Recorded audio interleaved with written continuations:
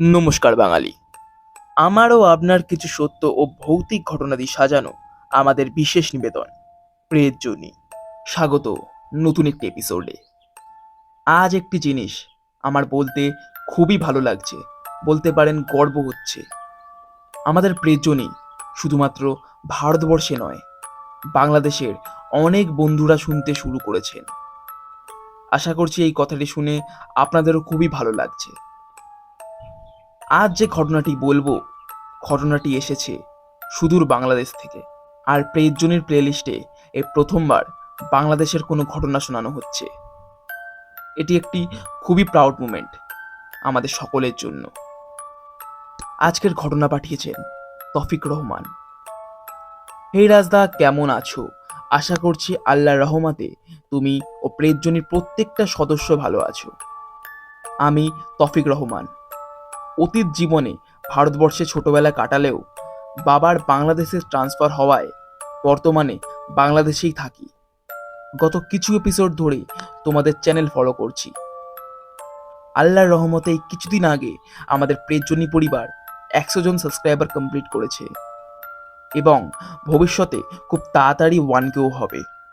ধন্যবাদ তফিক তোমাকে ঘটনা পাঠানোর জন্য। এবং আমি ভালো আছি, আমার প্রত্যেকটা ফ্যামিলি মেম্বার ভালো আছে এবং প্রেতজনী পরিবারের প্রত্যেকটা সদস্য আশা করছি ভালো আছে। এবং তোমরা কেমন আছো অবশ্যই কিন্তু কমেন্ট সেকশনে এসে জানিও। তোমার ফ্যামিলি কেমন আছে, কাকু কাকিমা কেমন আছে, প্লিজ জানিও। আর হ্যাঁ, আল্লাহর রহমতে সত্যিই একদিন আমাদের প্রেতজনী পরিবার 1K সাবস্ক্রাইবার কমপ্লিট করবে। আশা করছি একটি লাইক এবং একটি সাবস্ক্রাইব করে দিয়েছেন এবং কমেন্ট করে দিয়েছেন আজকের এপিসোড কেমন লাগছে। শুরু করা যাক আজকের 14 নম্বর এপিসোড।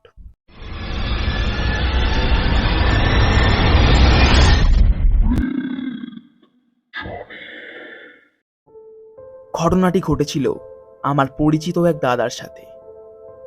আমার এক বন্ধুর বাবা যেদিন মারা যান, সেদিন দাফন করার সময় এই দাদার সাথে আমার আলাপ হয়।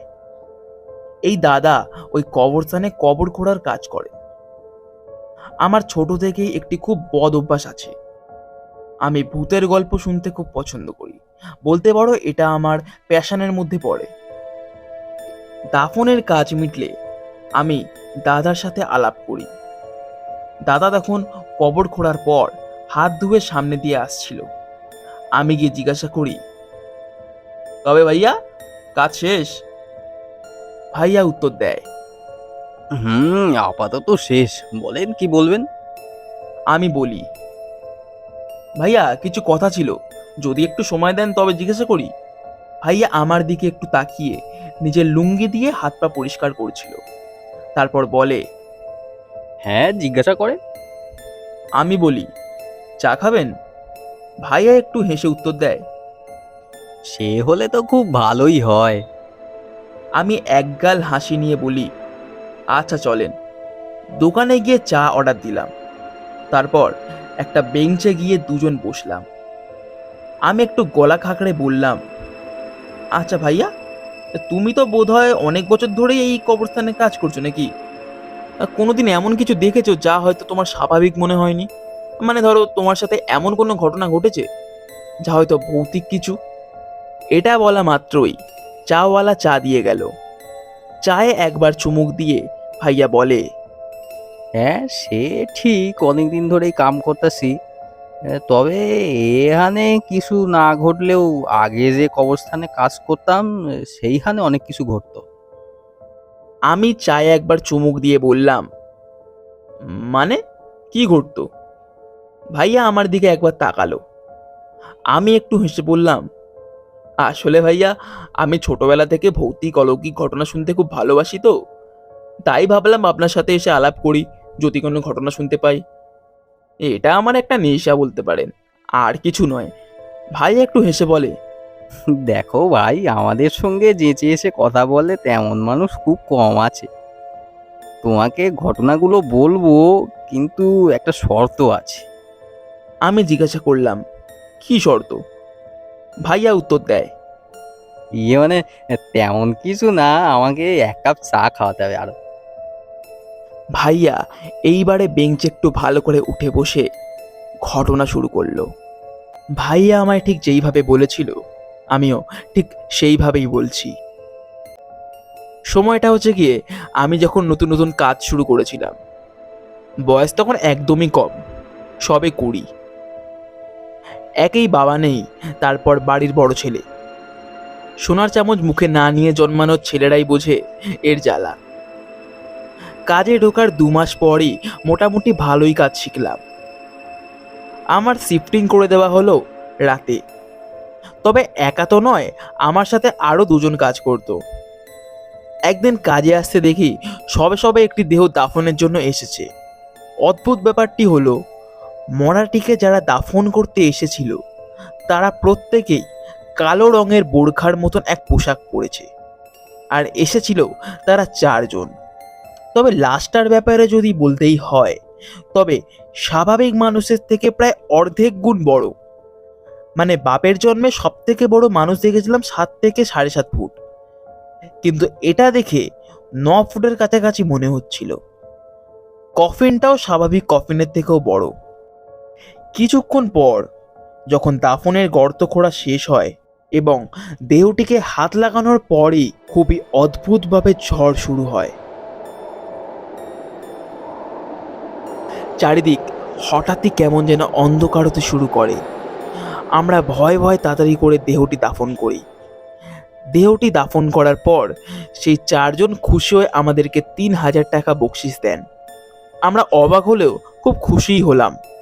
অবাক হবার কারণ, আমার কাজের জীবনে এই প্রথমবার এত টাকা বকশিস পেলাম, আর এই বাজারে এত টাকা বকশিস কেউ দেয় না। তবু টাকার আনন্দ সব সন্দেহকে যেন গিলে খেলো। একদিন রাতে কাজে এসেছি, তেমনভাবে কোনো কাজ ছিল না, তাই গল্প করছিলাম সহকর্মীদের সাথে। হঠাৎ কবরস্থানের ভেতর দিক থেকে কেমন যেন কবর খোঁড়ার শব্দ আসে। হাবিবুলদা আমাকে গিয়ে দেখে আসতে বলে। আমি একটা লাঠি নিয়ে ঘোরাতে ঘোরাতে এগোতে থাকি সেই শব্দ অনুসরণ করে। মাঝে মাঝে অনেক কুকুর ঢুকে মাটি খোঁড়াখুড়ি করে, তাই তেমনভাবে ভয় আমি পেলাম না। যত এগোচ্ছিলাম শব্দ যেন আরও জোরালো হতে শুরু করেছিল। কিছুটা এগোতে সেই ঘোড়ার শব্দ যেন কোনো কিছুর গোঙানিতে পরিণত হয়, যেন কোনো জানোয়ার গজরাচ্ছে। আমি ধীরে ধীরে সেই জায়গায় পৌঁছালাম এবং হয়তো জীবনের সবচাইতে খারাপতম জিনিসটি আমি চাক্ষুষ দেখলাম। আমি দেখি এক মানুষ, কিন্তু স্বাভাবিক মানুষের থেকে দ্বিগুণ বড়, এক কবর থেকে মৃতদেহ তুলে এনে ছিঁড়ে ছিঁড়ে খাচ্ছে। আমি তা দেখে ভারসাম্য না রাখতে পেরে হাঁপাতে হাঁপাতে পড়ি মাটির ওপরে। সেই শব্দ পেয়ে জানোয়ারটি আমার দিকে ঘুরে তাকালো। কি বিশ্রী তার মুখ! তার মুখে যেন রক্তের কোনো চিহ্ন নেই, ফ্যাকাশে তার মুখ। চোখের জায়গায় তৈরি হয়েছে এক অন্ধকার গহ্বর। তার ঠোঁট থেকে গড়িয়ে পড়ছে টাটকা রক্ত। জানোয়ারটা আমার দিকে একভাবে তাকিয়ে আমাকে দেখে জানোয়ারটি গজরাতে থাকে। এই সময় আর সহ্য না করতে পেরে আমি জ্ঞান হারাই। চোখ খুলতে নিজেকে হসপিটালের এক বেডে পাই। পরে তাদের সব বলি, কিন্তু তারা আমার মনের ভুল বলে সে কথা হাওয়াতে উড়িয়ে দেয়। তবে তারা ঠিক যেভাবে কথা বলছিল আমার সাথে, মনে হচ্ছিল আমার থেকে কিছু যেন তারা লুকাচ্ছে। পরে সুস্থ হবার পর কাজে আবারও জয়েন হই। তারপর হাবিবুল ভাইকে প্রায় জোর করেই জিজ্ঞাসা করি যে তারা কি লুকোচ্ছে আমার থেকে। অনেকক্ষণ জিজ্ঞাসা করার পর হাবিবুল ভাই যা বলল তা শুনে আমার পায়ের তলা থেকে মাটি সরে যায়। আমাকে যে জায়গায় অবচেতন অবস্থায় পাওয়া গিয়েছিল তার থেকে কিছুটা দূরেই পাওয়া গিয়েছিল অর্ধমাথাযুক্ত একটি ছিন্ন ভিন্ন করা মহিলা দেহ, এবং সেই দেহটি নাকি সেই দিন সকালেই দাফন করা হয়েছিল। এরপর থেকেই কবরস্থানে ঘটতে থাকে একই রকম ঘটনা।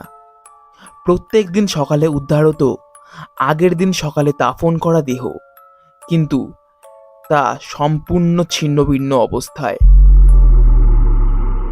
আমাদের মধ্যে অনেকেই কাজ করতে চাইতো না রাতে, সবাই ভয় পেতে শুরু করেছিল।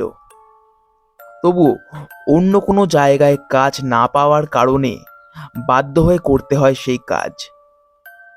এরপর ঘটে আরও একটি ঘটনা। একদিন রাতে আমার সহকর্মী ও আমি গল্প করছিলাম। একটু নিশ্চিন্তে ছিলাম, কারণ সেই দিন দাফন করার জন্য কোনো দেহ আসেনি। তাই আমরা ভেবে নিয়েছিলাম হয়তো কাল আর কোনো ঘটনা ঘটবে না আমাদের সাথে। এই ভাবনাই আমাদের একজন সহকর্মীকে আমাদের কাছে থেকে কেড়ে নেবে, তা আমরা ভাবতেও পারিনি।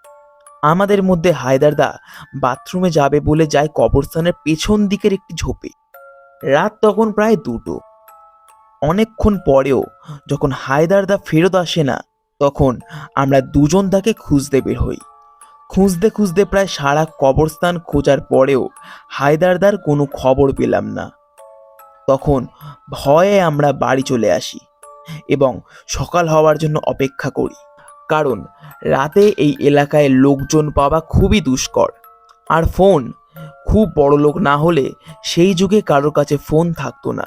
আর থানাও ছিল সেই কবরস্থান থেকে প্রায় মাইল খানেক দূরে।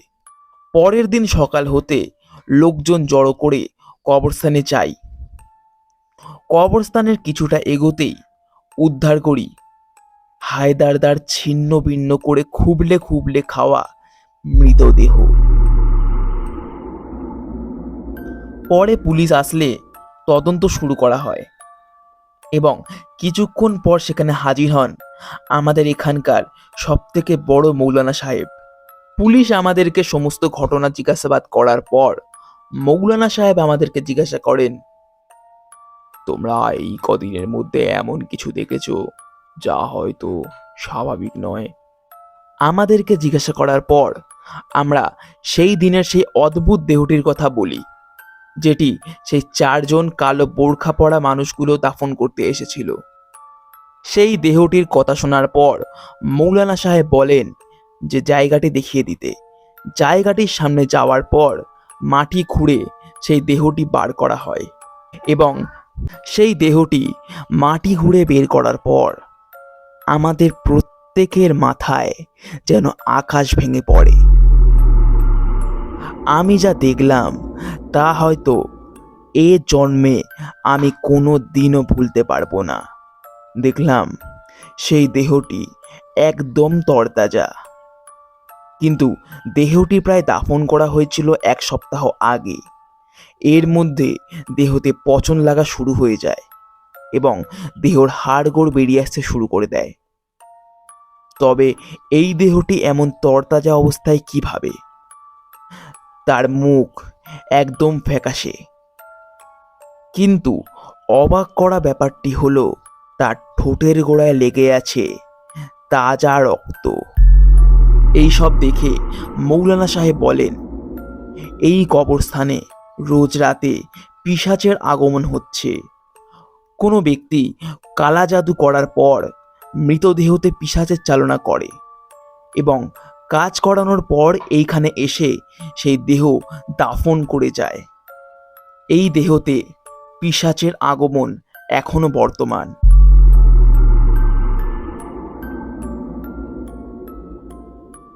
এই কথা বলার পর মৌলানা সাহেব তার মসজিদ থেকে আরো কয়েকজনকে ডেকে সেই দেহটিকে তুলে এক গাছের তলায় শুইয়ে দেন এবং আমাদের সেখান থেকে চলে যেতে বলেন। কিছুক্ষণ পর আমরা সেইখানে ফিরলে মৌলানা সাহেব সবাইকে সেই দেহটি পুড়িয়ে ফেলতে বলেন ও সবাই তাই করে। এই ঘটনার পর আমিও সেই কবরস্থানের কাজ ছেড়ে দিই। আর যাইনি কোনোদিন ওই কবরস্থানে। তবে শুনেছিলাম তারপর নাকি সেই কবরস্থান বন্ধ করে দেওয়া হয়েছিল এবং আজও নাকি সেই কবরস্থানে যেতে অনেক মানুষ ভয় পায়।